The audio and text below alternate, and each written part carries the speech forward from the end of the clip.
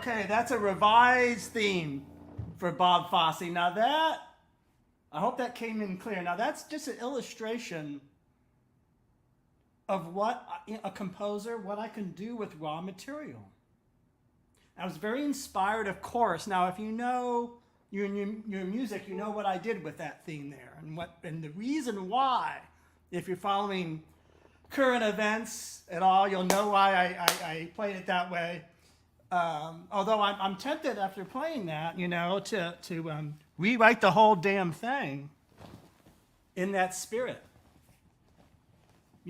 Without being too, I'm not trying to. It's not. It's great to see all these people here. Anyhow, and that spirit is sort of like, and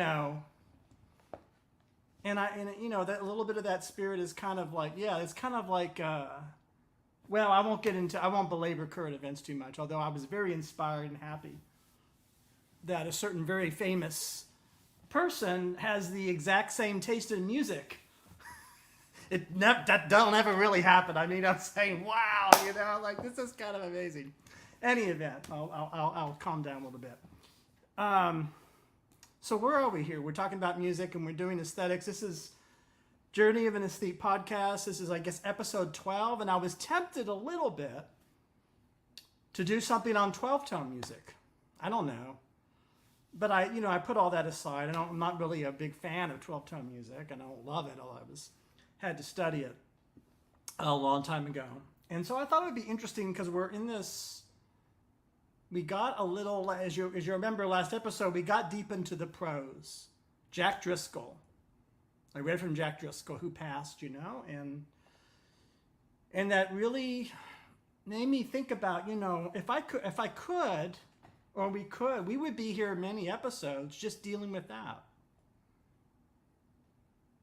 In all of its, with all of its glories and all of its flaws and all of its splendor, and all of its intricacies. 12-tone. No, I don't want to do. I don't know. No, I'm not going to do that. That's very nice, but no, I'll never do a 12-tone stream. And pop-up stream at midnight. I'm a midnight person, but who knows? I don't want to get distracted from my train of thought here. So, I want to move from words on a page, or I'm using the word prose because we're talking about prose. Now it's an interesting question, of course, the relationship of prose to poetry, or verse, or and things like that. And I'm kind of using, maybe prose isn't quite the right word because I want to be very capacious and say things that are kind of have to do with grammatical construction, and above all, my favorite concept in words, syntax, if we're dealing with writing, which is all important. So I'm going to sort of move from the words to the image in this to see what happens in a certain way. But I'm going to start off with the words, and I just picked out some things to read. What are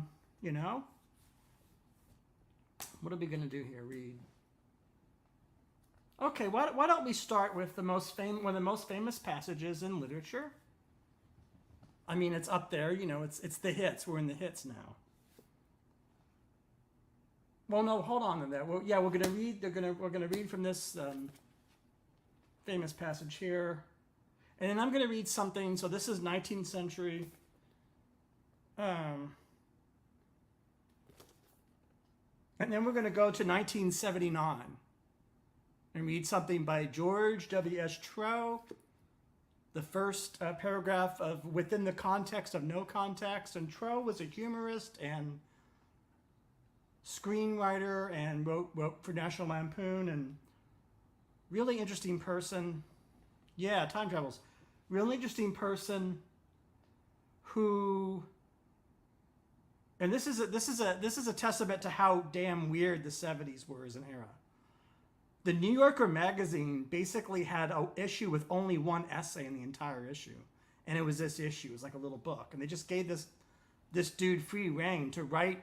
And he's very anti-television, which is interesting. Now, I'm certainly not anti-television because just so, I mean, there was always so much good on television. But he's coming. Troy was a humorist and was a writer, and he had his reasons. I don't want to talk so much about him. It's not so much about him, the person, the writer, the man, and his eccentricity and his wit. It's not even much about Mary Ann Evans here, aka George Eliot. At least not initially, and for the purposes of this, we're not doing biographies of these people, but I just wanted to, if you haven't heard of Troy, I had to feel a little like, well, who is this dude, and why did the New Yorker like him so much to give him that? Well, you'll see. It's a lot of it's in the style, right? And so when we last got together, I tried to talk a little bit about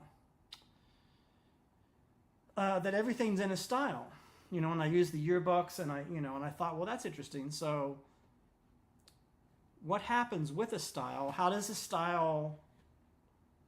styles form a sensibility? Sensibility being kind of an overarching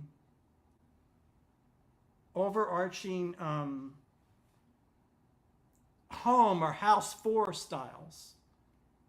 It's a little bit even further out than style. Styles specific sensibilities involve entire eras. And sensibilities, of course, have to do with values, basically what you like or what you don't like, or what large amounts of people think think they want a movie to be, or what people feel prose actually is. I mean, is prose the delivery of information, or the account of somebody's experience? It's, in my view, it's neither one of those things, and we're greatly mistaken if we reduce prose to truthful storytelling, the account of what somebody went through on the one hand, and on the other hand, equally mistaken is to say that it's like a delivery system for information. No, it's something more than that at its best, and I'm interested in, for these purposes, as while including, of course, it includes both those things. It'll include some fact, and it'll include people's stories and all that.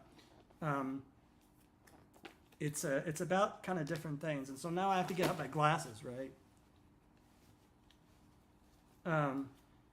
And why did I pick this? I don't know. Look, I like the passage. Do I love this novel? I was in a reading group. Actually, it was not a reading group. It was. This is really interesting. It was a woman I was dating, and for about a year and a half, and we artificially created our own reading group for two. And the book we chose was Mill on the Floss. The brother and sister in that novel, and the accident that happens. It's coming back to me. And we didn't choose, for some reason, Middlemarch. I guess it was her choice. I don't remember. But I really, really enjoyed so much with this woman reading closely Mill on the Floss. I found it, I don't know why. Probably because, I have to say, I feel like I've a little bit in my life been starved for that kind of experience, because when you put so much of yourself into music and copying parts and writing music and playing piano, yeah, absolutely, playing piano,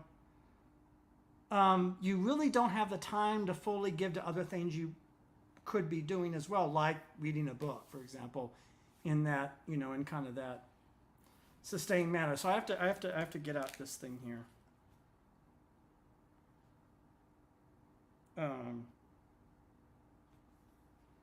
Now, this is from book 2, Old and Young. And the context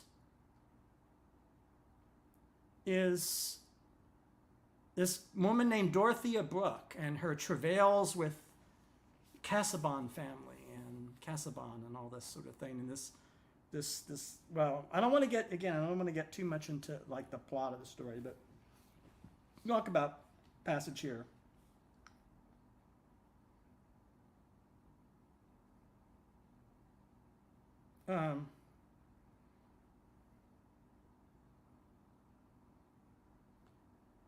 Some discouragement, some faintness of heart at the new real future, which replaces the imaginary, is not unusual.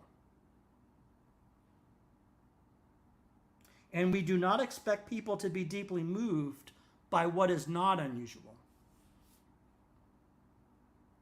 That element of tragedy, which lies in the very fact of frequency, has not yet wrought itself into the coarse emotion of mankind. And perhaps our frames could hardly bear much of it.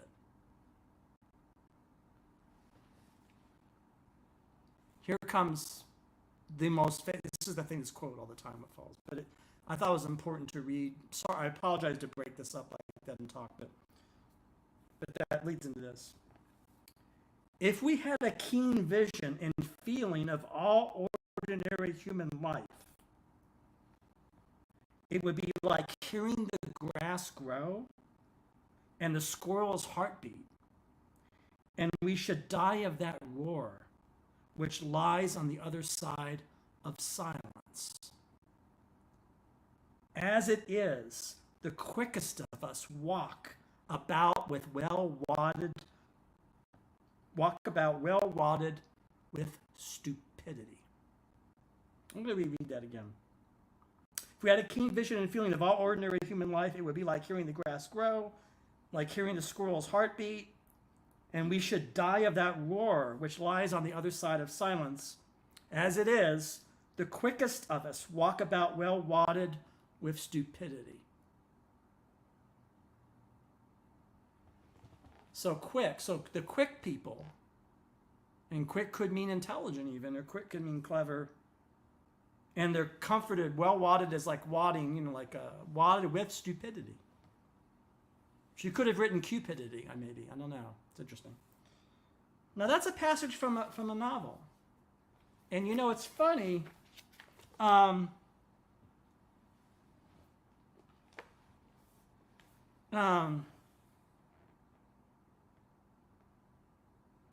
it's a way of talking about something, isn't it?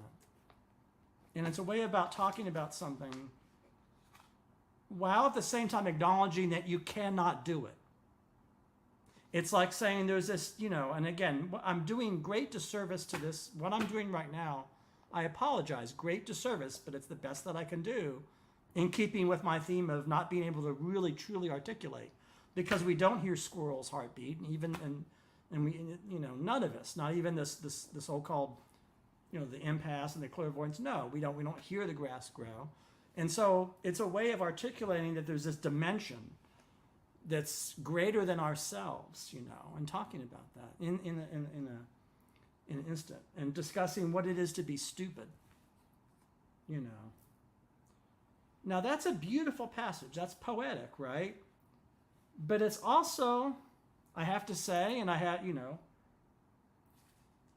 won't say it's preachy, but it is, it has a point of view. It's saying that some people are stupid and saying there's this thing that we're not, so there's, So even in this most poetic declaration, there is still, in Eliot or Evans, her gesture there is still a little bit of argument. And a word for that is propositional, which is it's an irony, right? There's this passage about how we cannot propose. We don't really know.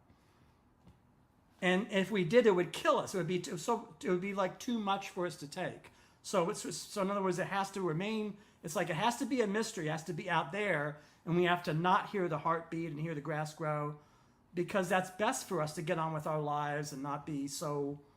You can interpret it that way too. Not so overwhelmed by all that, right? But the fact that somebody, in this case, this particular author, wrote about those very matters is just simply extraordinary, and probably goes a long way towards why Middlemarch is high on the list of people's. I mean, that's one passage, but I'm saying, that's some pretty heavy stuff there. So I wanted to go to what it made me think of. Where are we here?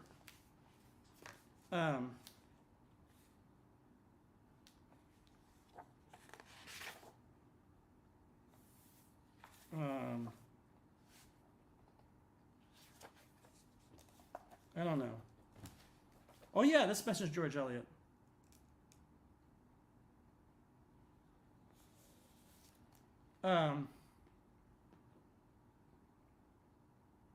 George Eliot, and this is from, again, I mentioned Richard Poirier. I've quoted his Learning from the Beatles, and in our last episode, I talked about the difficult and the dense, and how he said that Emily Dickinson, Robert Frost, and Shakespeare were dense, but not difficult. And he said that difficult would be, I don't know, he mentioned James Joyce as difficult, and T.S. Eliot is difficult. And again, he's not, I want to be very clear, for Poirier, he's not, at least he's trying not to create a hierarchy in terms of value judgment. He's just talking about different ways that a work of art could be approached or not approached. And, you know, and I mentioned how Mark Edmondson's children were watching Shakespeare, and he said they like it. They fall asleep and then they wake up and something happens, and somebody walks on stage and somebody's stabbed, or Julius Caesar or Brutus and all this stuff, and they sort of get it, even though they're like young children, because there's kind of like a kind of universality to that, I guess. But this is an interesting passage about George Eliot. George Eliot wants to prevail upon the reader not to rush to judgment. Her efforts in this regard are tactically necessary if she is later to enforce judgments of her own, as she did in that passage, right? She's saying, right? Judgments of her own.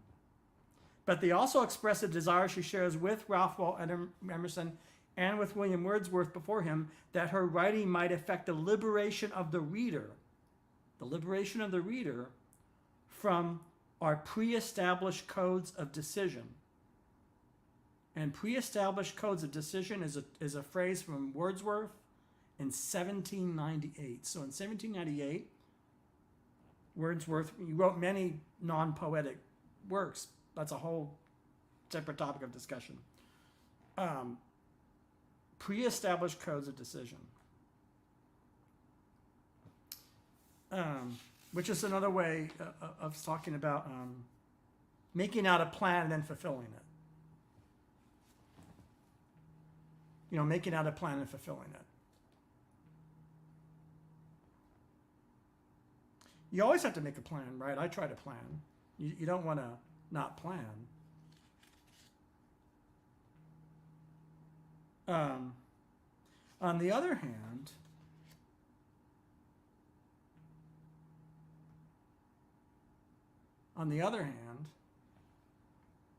as John Lennon, of course, said, life is what exactly happens while you are making your plans or other plans. So, and also, you know, that's kind of the thing there. I'll come back to Poirier because he talks about you know, this idea of articulate, and he uses these. He says in this book, he says, you know, people will say, you know what I mean, when they can't grasp the words, you know, because of the force of feeling in the moment. And that's, of course, a very romantic, a certain romantic sensibility. You know, that's a virtue. In other words, if you can't speak it and you just break down and cry, that's a kind of a virtue, which is why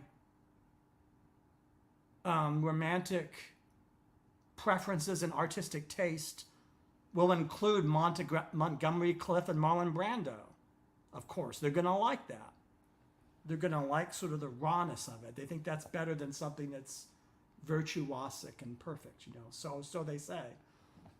That's a separate, you know, kind of separate question. But let's see here. I'm going to read the Tro now. I told you I'd read the Tro.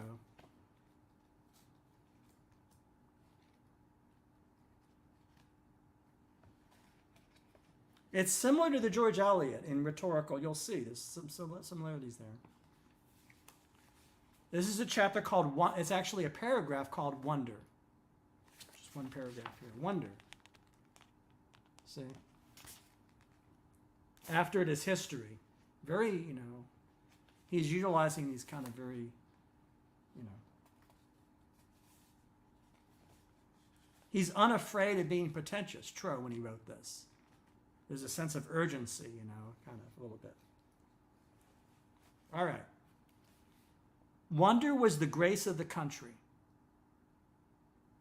Any action could be justified by that, the wonder it was rooted in. Period followed period. And finally, the wonder was that things could be built so big. And that things could be built so big is italicized, that phrase, see? Italicized. Yeah, things could be, the wonder is that things could be built so big, like the Twin Towers and the Empire State Building, huge Hollywood dream factories, Columbia, Warner Brothers, ABC, NBC, CBS, Columbia Records with its wonderful Miles Davis albums and its rock and roll and all that. That's the bigness, kind of. Walter Cronkite, those are really what he's talking about a little bit. That era, right? Bridges. Things could be built so big. Bridges, skyscrapers, fortunes, all having a life first in the marketplace, still drew on the force of wonder.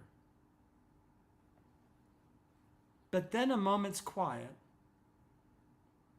What was it now that was built so big? Only the marketplace itself.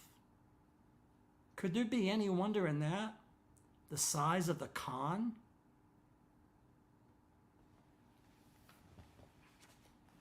Now, that's a rhetorical device where you set up this thing of the beauty and the wonder and, the sort of the majesty and all that. And then, of course, the punchline there at the end.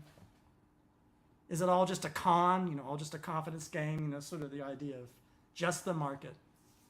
And that's made structurally possible by him starting with that, the wonder of the land. And then these very short, this is actually, of course, it's religious writing. In terms of, technically, it's, it's incantatory, like the wonder of the bridge, the wonder of the this kind of, it's like a Beatitudes, or, we can go to our Bible now, we can go to look at some of that stuff. And so when he says that now it's just the market and it's just a big con, this is his, the author's kind of saying, wake up. And that's a much more, it's tendentious. So that's his very first paragraph of this long essay, And so you could do different things with words. I don't know where to go here after that. There is this. We're going to get to some images. Don't worry. I don't hope I'm not boring anybody. I don't want to. I don't know. There is a point to all this.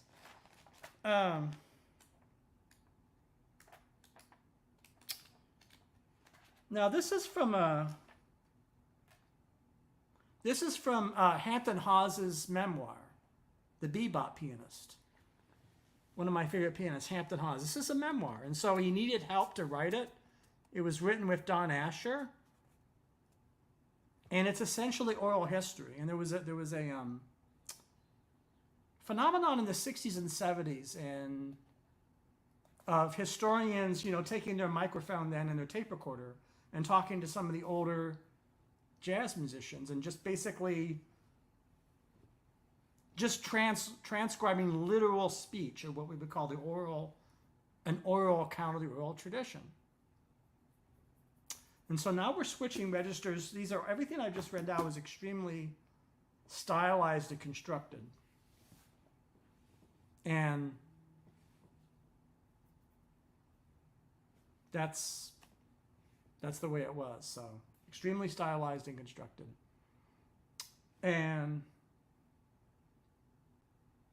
we're going to go to something now, which is just a dude talking. In this case, one of the great pianists of the 20th century, but he's talking. And this is an account of him talking. And there's some language issues here, so you'll see, I'm going to be a little, I don't want to, he speaks as he speaks, so I'm going to read from it. This is raise up off me, Captain Hawes. The clubs were beginning to hurt. The kids were jamming the rock halls, and the older people were staying home watching TV. Maybe they couldn't pat their feet to our music anymore.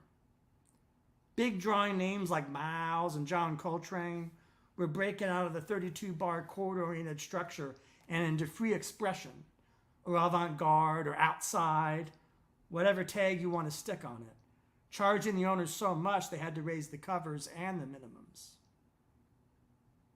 The players who were ace sight readers, which didn't include me, were going into the studios.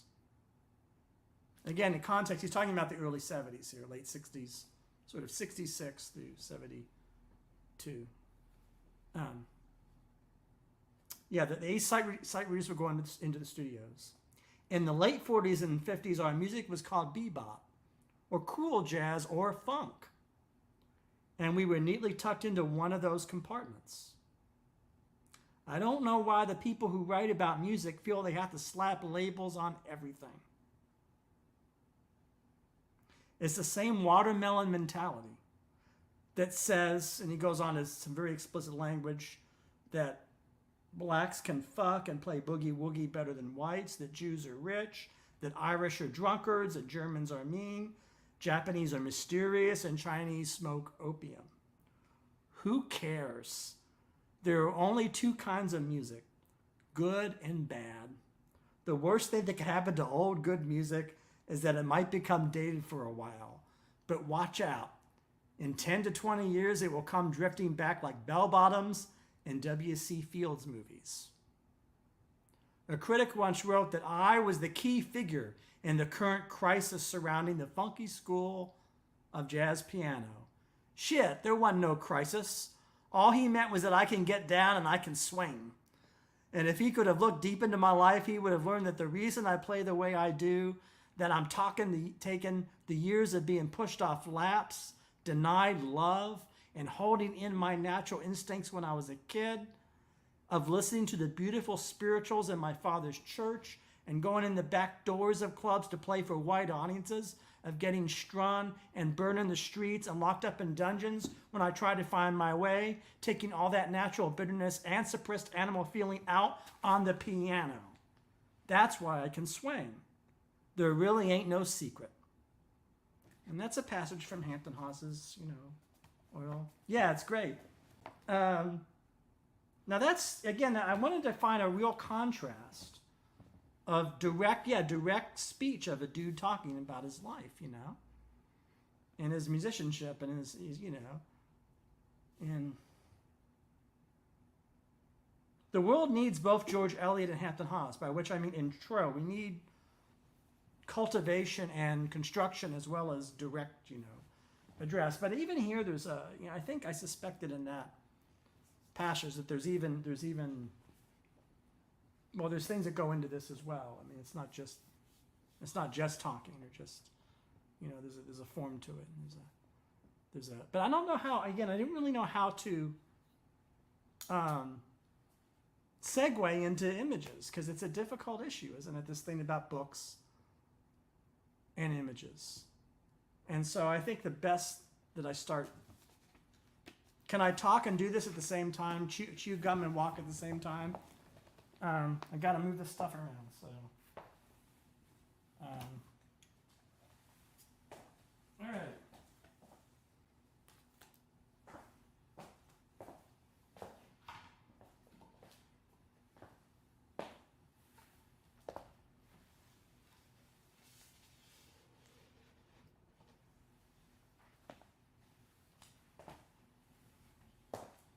Yeah. All right. I don't know. I hope it works. Nope.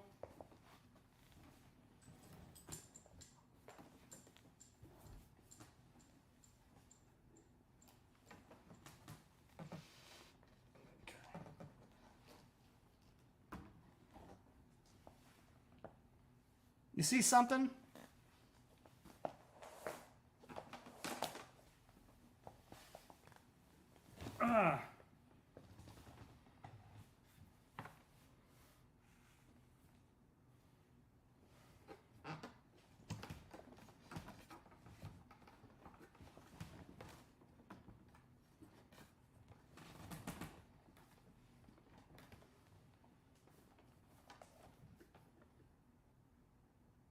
That's,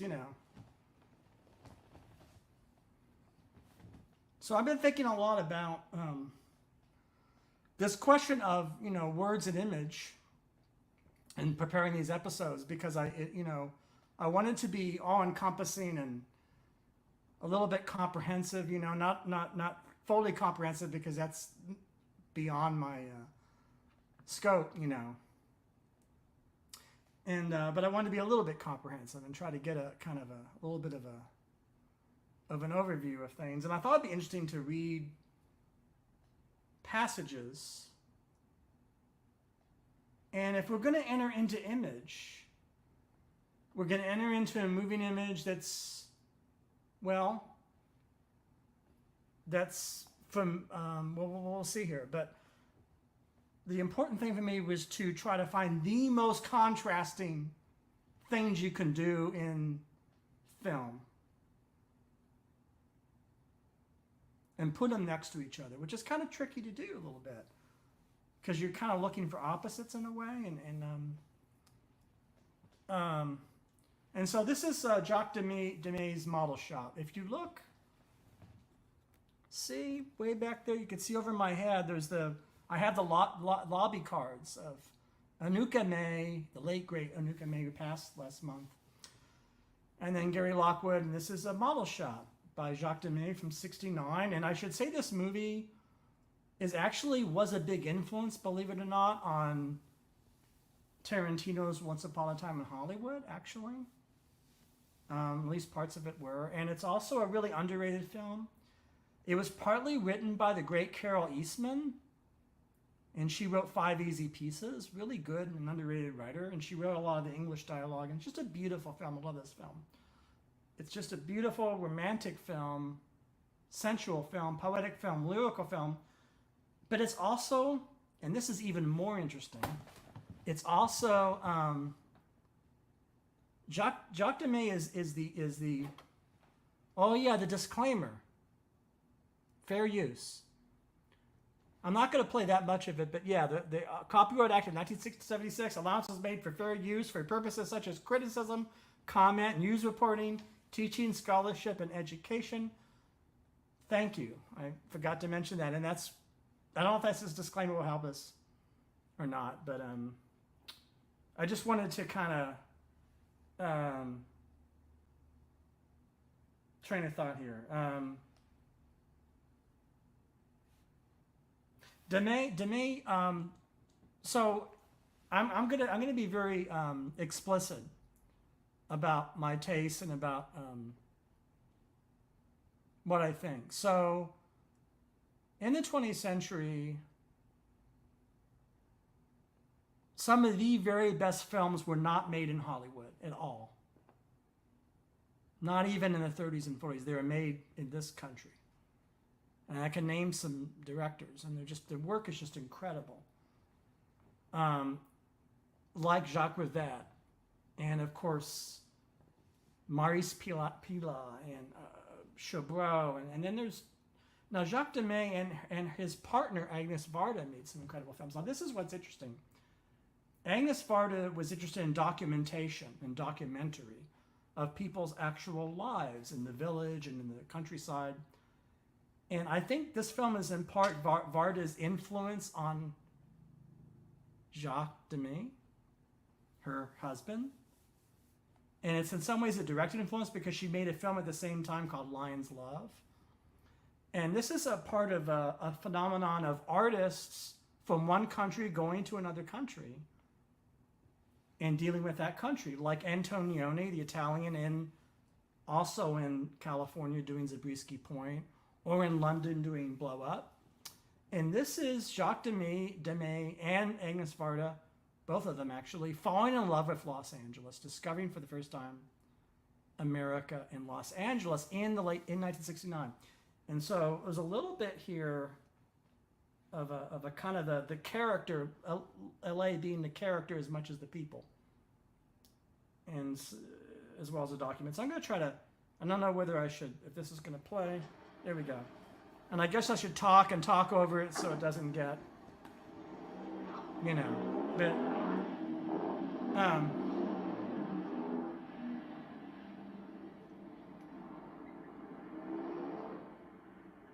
Here we go. This is Gary Lockwood. He's going to play Rimsky-Korsakov. And he's following, this is Anouk Aimée.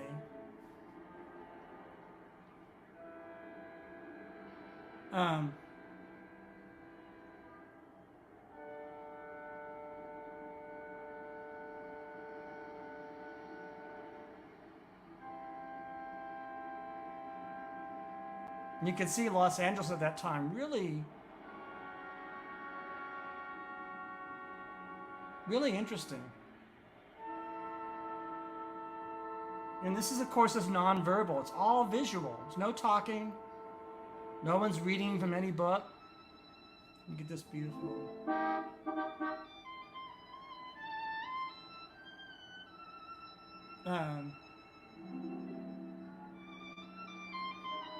There you go. There's a little.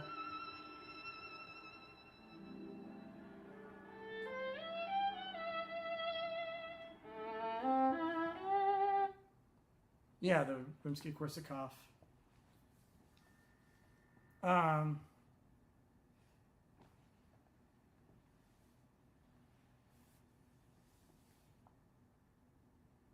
Now that's a way of making a movie. It's his way of making a movie that he's, at least for the purposes of this moment here, is interested in showing the character of the city. This young man in his hip sports car. This beautiful French woman who has captured his very being. Actually, it's not just. I mean, it's not just his heart or another anatomy. It's kind of a heavy thing. You know, he's enchanted by her. It's almost like, you know. And she's all in white, and he's following her around, and it's an example. I mean, it's if you know movies like more recent films like Wong Kar-wai, In the Mood for Love, his trilogy there in 2046. It's working in a similar vibe to this, which is about the visual expression of the characters in an environment, and having that visual expression itself be the story, and actually having that be the psychology. And to do this, you're leaving out so much. It's not people talking in a room. It's not reverse shot back and forth of looks and glances, which is another way of doing things, which is more on the nose psychologically. None of that. It's just it's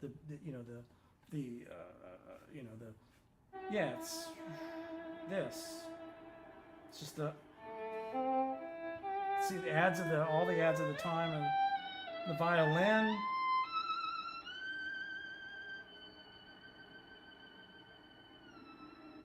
Yeah, just. I thought it'd be fun to show that, and I did.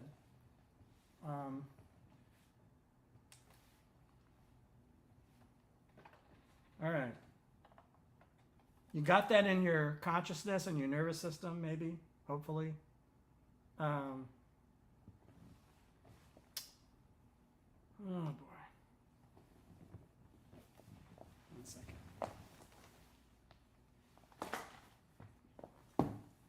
It's a booby trap in here. All right.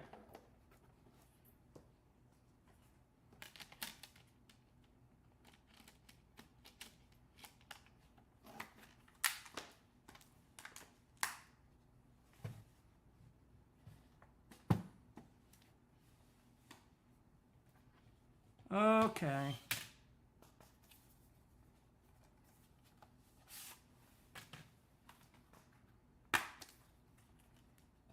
All right. Bear with me.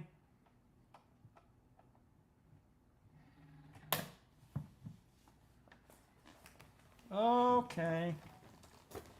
Ah.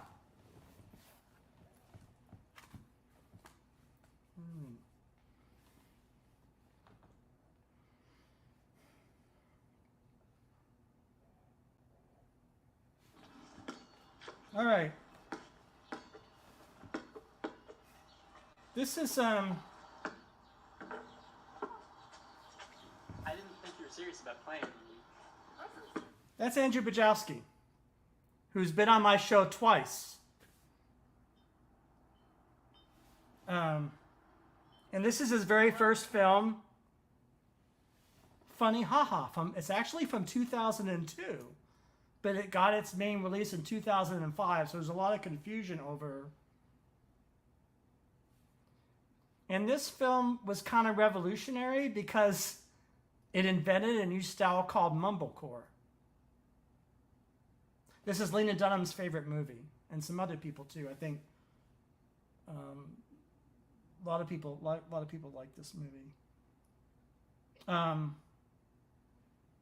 And I knew some of the people in the film, like some of the actors. Now, this is all about people talking and relating to each other. In fact, that's the only thing this film cares about, to great exclusion of much else. So I'm gonna try to find, because I wanna, goodness, scenes. Where are we here? Maybe I should just play the film. Oh yeah, maybe it's that kind of thing where you can only play the film. You can't. So this is how the film opens.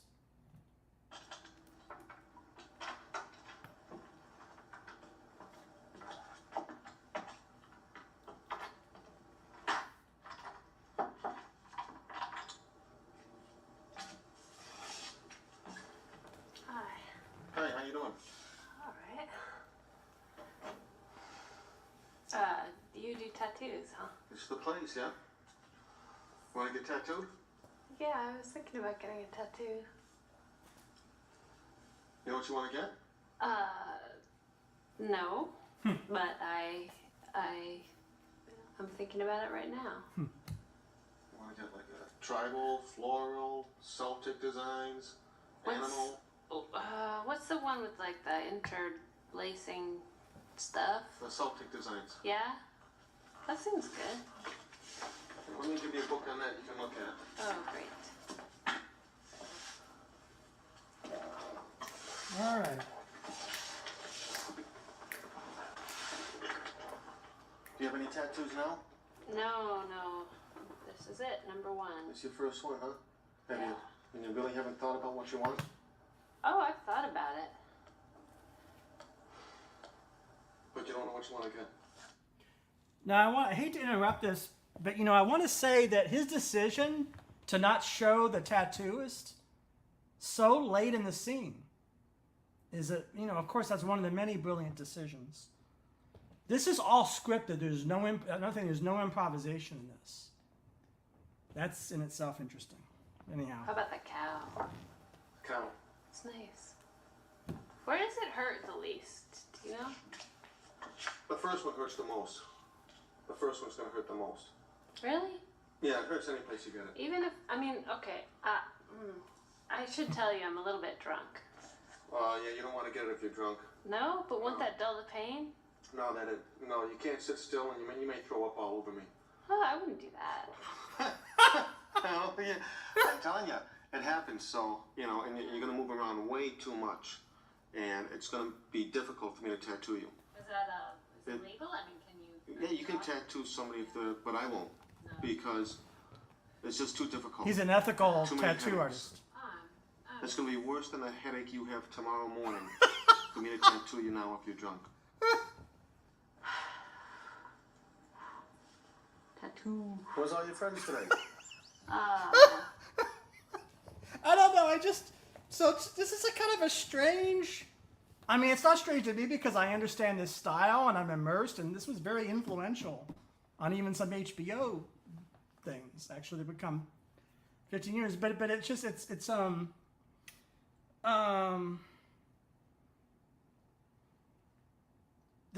is a movie about people kind of as they are in the moment and unafraid. So it wants to put the focus on that more than,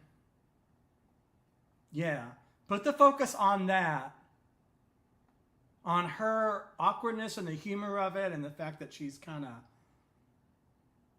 the movie's it's this woman's spiritual journey, actually, if I can put it that way. But there's nothing really high stakes in the film. I mean, things happen to her that are important. I'm not saying it's meaningless or unimportant, but there's always this kind of almost comedic, lower stakes, low temperature, which I love, which I appreciate.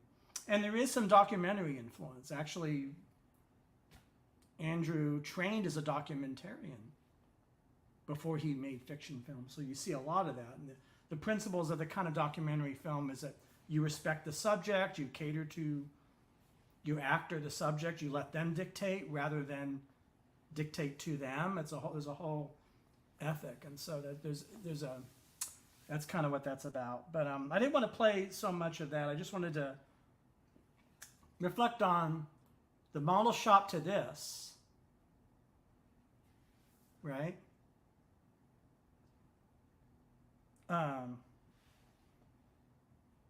The model shop to this. Turning this off. There are a lot of people, actually there are a lot of people that hate both movies. I've talked to many people for different reasons. I mean, of course, I had to live through all of these movies like it. My God, the things people have said to me. That it's nothing, not just that nothing's happening, but that the people were affluent and privileged and wasting our time, and it's boring, and like watching paint dry. Who wants to see that? But you can make similar charges against Model Shop. This dude in a car. So maybe in a way the two films are more similar, possibly, than we might want to realize, or I don't know. Again, I was trying to go for opposition, but maybe not. Maybe I'm stuck. Maybe it's like, I don't know. They're both, one thing they have in common is they're both excellent films. So that's a commonality. And so I'm just reintroducing images and seeing, how that relates to words.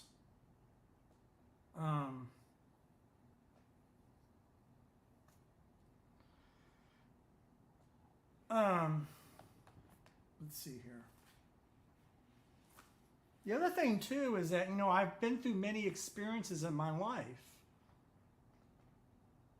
One of those experiences is seeing these movies on big screens.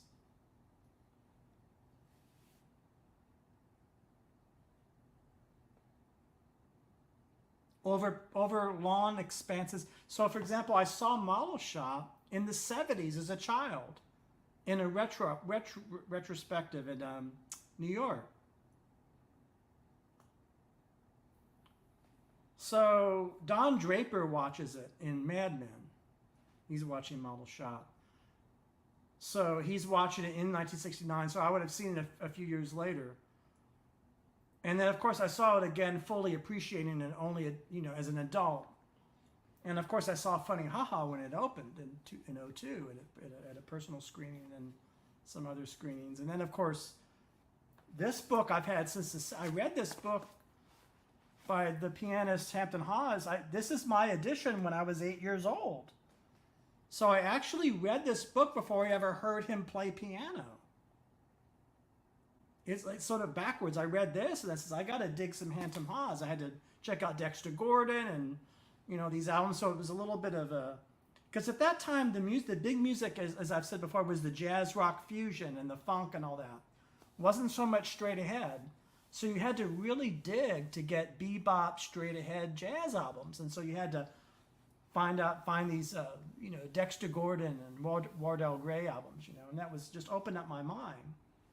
So it's interesting to read the account of a musician talking about Watts and talking about avant-garde music and how there's only good music and bad music, and these labels are basically bullshit. I'm sort of inclined to agree with them. I mean, in part, I don't want to do away with labels entirely, but you can see he's like, we just try to play our music and, so there's that question of words and language and how language, we're back to that, issue of, language distorting and reducing. To murder, to dissect, that's Wordsworth, right? Don't label me as a common cry of that point of view. And yet,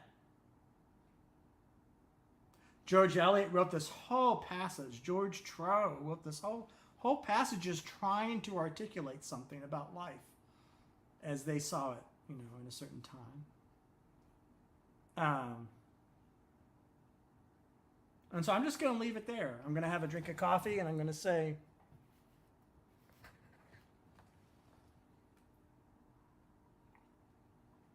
that's fine for now. We're going to continue to explore these questions, and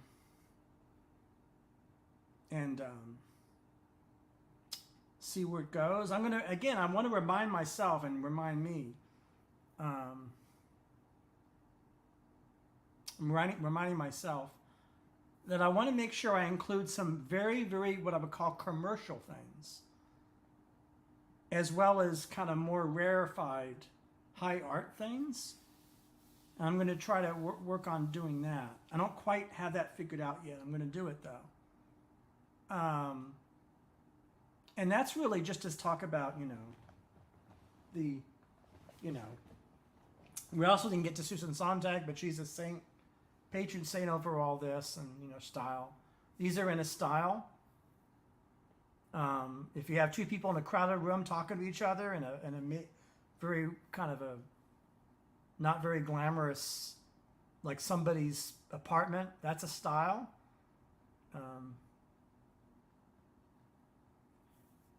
Yeah, we have some. We have a lot coming out. Yeah, that's important. I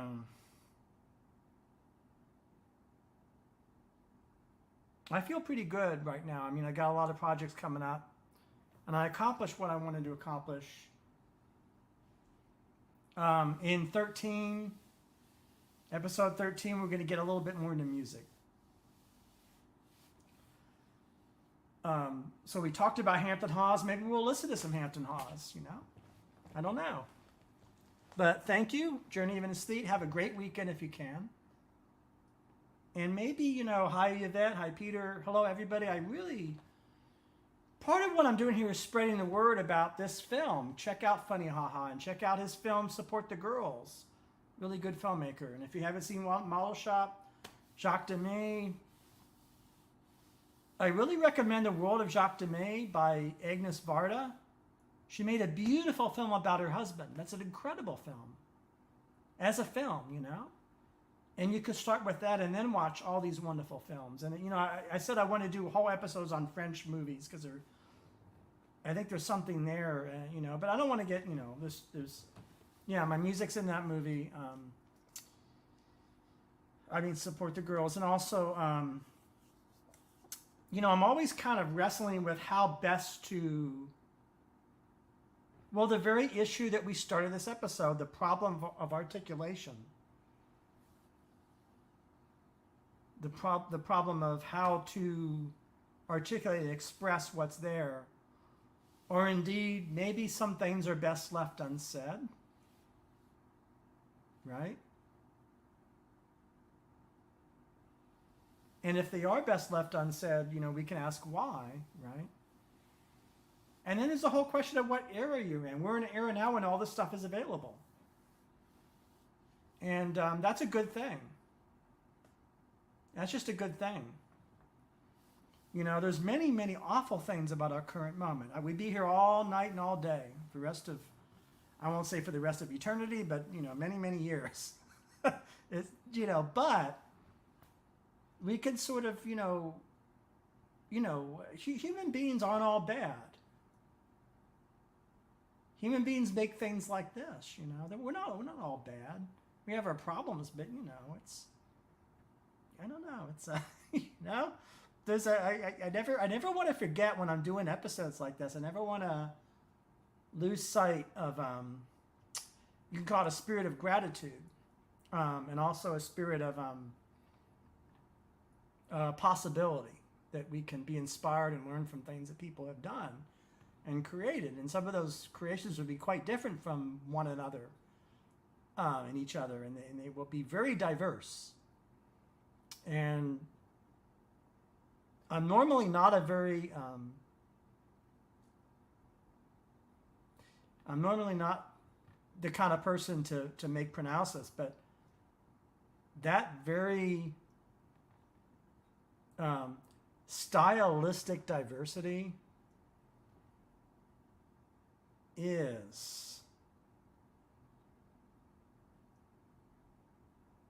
always a good thing. If only because going to the dentist, if that's your lot for the moment to go to the dentist, is different, I don't know, is different than your wedding if you're getting married, I guess. I mean, I'm told.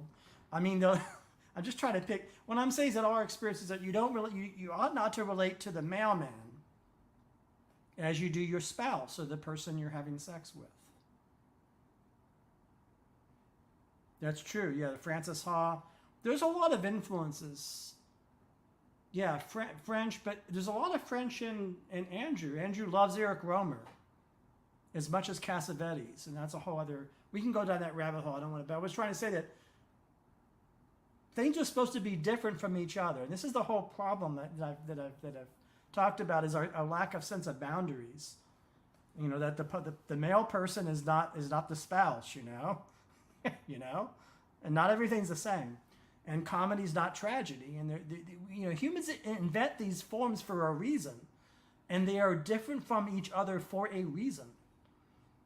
You know, because our emotions are diverse, and so it's a simple. It seems like a simplistic concept, but I think we lose sight of that a little bit, if I can put it that way. And we could talk about that in future episodes. But thank you, and thanks for hanging out. And I'm sure there's something I forgot to mention. And it'll come to me at 4 a.m. I say, well, I forgot to talk about this. I forgot to talk about that.